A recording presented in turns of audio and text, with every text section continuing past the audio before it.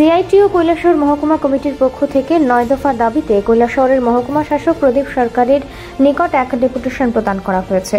ডেপুটেশনের নেতৃত্বে ছিলেন সিপিএম ঊনকোটি জেলা কমিটির সম্পাদক কৃষ্ণেন্দু চৌধুরী, সিপিএম কৈলাসহর মহকুমা কমিটির সম্পাদক বিশ্বরূপ গোস্বামী, সিআইটিইউ কৈলাসহর মহকুমা কমিটির সম্পাদক অঞ্জন রায়, শ্রমিক নেতৃত্ব নিরঞ্জন রায়, অজিত কৈরা সহ আরও অন্যান্য অনেকেই।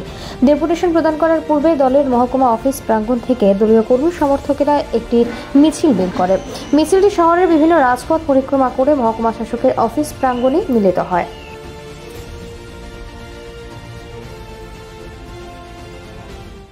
আমরা চাইছি যে আমাদের যে জনজীবনের দাবি তা নিয়ে আমরা সেখানে লড়াই করব।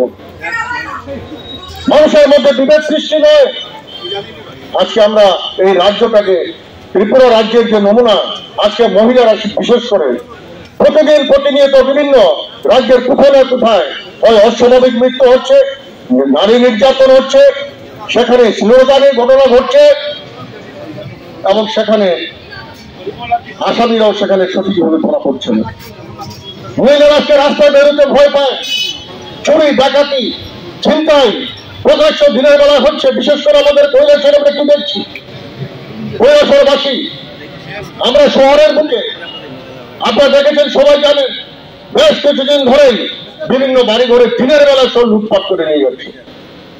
কারণ একটা বাড়িতে যারা চাকরিজীবী চাকরিতে চলে যান 10টায়, ছেলেমেয়েরা স্কুল কলেজে চলে যায়, বাড়ি ফাঁকা থাকে, তালা মারা থাকে, তার সুযোগ নিয়ে সেখানে বাড়িতে ঢুকে তার মূল্যবান জিনিসপত্র চুরি করে নিয়ে যাচ্ছে। এটা তো আমাদের রাজ্যে ছিল না। একদিকে বলছেন নেশামুক্ত ত্রিপুরা, আর নেশায় নিমজ্জিত হচ্ছে আমাদের ত্রিপুরা রাজ্য, এবং সমস্ত নেশাকারীরা হচ্ছে কারা? সেই বিজেপির কর্মকর্তারা।